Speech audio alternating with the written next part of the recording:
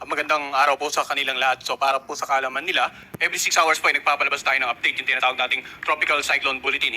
Hinggil nga sa tropical storm na si Christine or Trami ang international name. At ito po ang nilalaman nating latest weather bulletin. So makikita natin sa satellite image animation ng sentro ng bagyong si Christine ay offshore pa. Nasa karagatan pa po.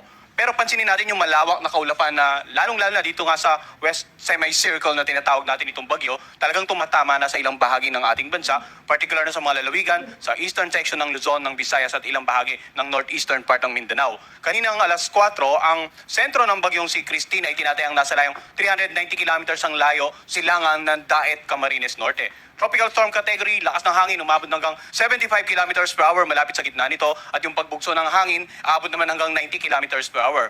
Sa ngayon, kumikilos sa direksyong west-northwestward naman sa bilis na 15 kilometers per hour. At bagamat malayo pa yung sentro nito, mayroon na po tayong nakataas na tropical cyclone wind signal sa ilang bahagi nga ng ating bansa. Sa ngayon, wind signal number 2 nakataas po dito sa mga areas na naka-highlight ng yellow sa lalawigan ng Catanduanes, sa eastern portion ng Camarines Norte at Camarines Sur, sa eastern portion ng Albay ng Sorsogon, sa northeastern portion ng Northern Samar at dito sa northern portion ng Eastern Samar. So ito pong mga lugar na ito makakaranas ng masungit na panahon. Maalon hanggang sa napakaalong karagatan. Pag sinabi nating masungit na panahon, mga pag-ulan na pwedeng magdulot ng mga pagbaha, lalong-lalo na sa low-lying areas, pag-uho ng lupa sa mga areas na malapit sa paanan ng bundok, lalong-lalo na kung ilang araw na pong nag-uulan sa mga nabanggit nating lugar. At the same time, yung mga bahaging karagatan, maalon hanggang sa napakaalon. Bukod pa sa malalakas na hangin na pwedeng makapagpatumba ng iba't ibang uri ng halaman, makasira ng mga ilang istruktura, lalong-lalo na yung mga bahay na gawa sa mga magagaan na bagay, yung mga nipa at sa mga kanayunan ay maaaring masira po dala ng malakas na hangin at dulot nga ng bagyong si Christine. Samantala, yung mga lugar na naka-highlight ng light blue, warning signal number 1 naman po ang nakataas. Dito sa may bandang Ilocos Norte, Ilocos Sur, La Union, Pangasinan, sa Apayao, Kalinga, Abra, Mountain Province, Ifugao, Benguet, Cagayan kasama nga yung Babuyan Island, dito rin sa lalawigan ng Isabela, Quirino, Nueva Vizcaya, Aurora, Nueva Ecija at Tarlac. Warning signal number 1 din sa Zambales, Bataan, Pampanga, Bulacan, dito sa Metro Manila, ganun din sa Cavite, Laguna, Batangas, Rizal, sa Quezon kasama nga ang Pulilo Island, Occidental Mindoro kasama ang Lubang Island, Oriental Mindoro, sa Masbate kasama ang Ticao Island at Burias Island, Marinduque, Romblon. So meron din tayong warning signal number 1 sa natitirang bahagi ng Camarines Norte, natitirang bahagi ng Camarines Sur, natitirang bahagi ng Albay at ng Sorsogon, dito nga sa natitirang bahagi ng Eastern Samar at ng Northern Samar, sa lalawigan ng Samar, sa Leyte, Biliran, Southern Leyte, Dinagat Island, Surigao del Norte kasamang Siargao, Bukas Grande Group. Yung mga lugar naman na may warning signal number 1, posibleng makaranas ng mga pagulan at paminsan-minsang pagbugso ng hangin na may katamtaman hanggang sa maalong mga karagatan.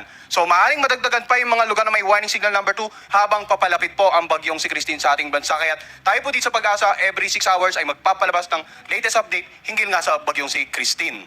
So ano nga ba inaasahan natin? Yung mga paulan na dala ni Christine, inaasahan natin na pwedeng maranasan intense to torrential rains or more than 200 millimeters of rains ngayong araw sa lalawigan ng Catanduanes, sa Camarines Norte, Camarines Sur, Albay, Sorsogon at Northern Samar. Samantala, heavy to intense rains naman, Masbate, Samar, Eastern Samar, Isabela at Quezon. Habang moderate to heavy rains naman ngayong araw, natitirang bahagi ng Cagayan Valley, ganoon din sa Cordillera Administrative Region, sa Aurora, sa Nueva Ecija, sa Romblon, sa Marinduque at sa natitirang bahagi ng Visayas. Then habang lumalapit ngayong bagyo, bukas naman inaasahan natin intense to torrential rains or more than 200 millimeters of rains sa lalawigan ng Cagayan, sa Bela, Apayao at Ilocos Norte.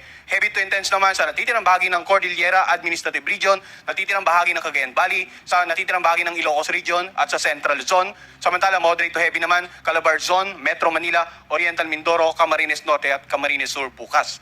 Sa darating naman na Webes, bagamat wala tayong inaasahan na intense to torrential rains, may inaasahan po tayong heavy to intense rains sa Ilocos Region, Cordillera Administrative Region, Zambales at Bataan, habang moderate to heavy rains naman sa natitirang bahagi ng Central Luzon, sa lalawigan ng Cavite, Laguna, Rizal, sa Metro Manila at Oriental Mindoro. So, mapapansin natin, initially, yung mga lugar na makakaranas ng matinding pagulan, yung mga lalawigan sa silangang bahagi ng Luzon at ng Visayas. Pero gaya ng binanggit ko, habang lumalapit or lalapit ang bagyo sa kalupaan ng ating bansa, mag-escalate sa mga looban, yung mga lugar na pwedeng makaranas ng mga matitinding pagulan. Kaya yun pa rin yung paalala natin, yung mga pag-ulan pwedeng magdulot ng mga pagbaha sa low-lying areas, pwedeng magdulot ng pagbaha sa mga areas na malapit sa ilog, lalo na kung aapaw yung mga water levels na nabagit nating ilog, at pwede rin magdulot ng pagguho ng lupa sa mga lugar na malapit po sa paanan ng bundok. Pinapayaw natin yung mga kababayan natin na maging alerto patuloy na makapag-ugnayan sa kanilang local government at saka local DR officials para sa mga disaster preparedness and mitigation measures. Samantala, pag-usapan natin yung lakas naman ng hangin, no? Ngayong araw, may posibleng makaranas na malalakas na hangin, pabugso-bugso dito sa may bandang Batanes, Babuyan Island, Ilocos Region, Palawan, Romblon, Aklan, Antique, Negros Island Region, ganun din sa Central Visayas, Southern Leyte, Zamboanga del Norte, Northern Mindanao, dito sa Dinagat Island, Surigao del Norte, Agusan del Norte, Sarangani, Davao del Sur at Davao Oriental. So mapapansin natin, no, hindi lamang po yung mga lugar na may warning signal ang posibleng makaranas ng pagbugso ng hangin, kundi maging itong mga lalawigan na nabanggit natin ngayong araw, bukas naman Mimaropa, Visayas at Mindanao. Mga lugar na outside the warning signals itong binababanggit natin. At sa darating naman na Huwebes, sa Mimaropa, sa buong Bicol Region at sa buong Visayas, sa Basilan, Sulu, Tawi-Tawi, Zamboanga del Norte, Lanao del Sur, Northern Mindanao, ganun din sa Dinagat Island, Surigao del Norte, Davao del Sur at sa Davao Oriental. So ito mga pagbugso ng hangin, gaya na nabanggit natin, pwede rin makasira ng mga ilang istruktura, makapagpatumba ng mga pananim, ilang uri ng mga pananim. At dun sa mga lugar na may warning signal, pwede makapagpatumba po ito ng mga poste ng kuryente. Kaya mag-iingat po yung mga kababayan natin. As much as possible, manatili sa loob ng bahay habang nananalasa or bago pa manalasa, habang nananalasa at kapag kalalagpas pa lang po yung epekto ng bagyo sa kanilang lugar. In terms of movement, pag-usapan naman natin. Ano yung inaasahang pagkilos sa susunod na 2 hanggang 5 araw, no?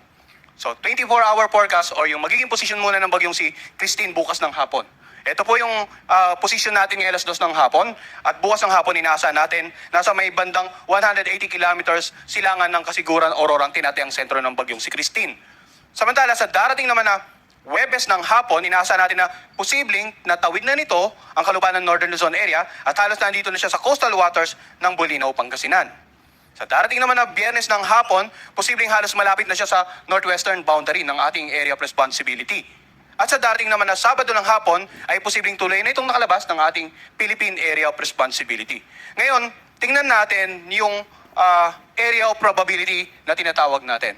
So, ang sentro ng bagyong si Christine pwedeng kumilos along the center track or we're not ruling out the possibility na pwedeng bahagyang pakanluran, pahilaga or patimog ang maging actual na pagkilos.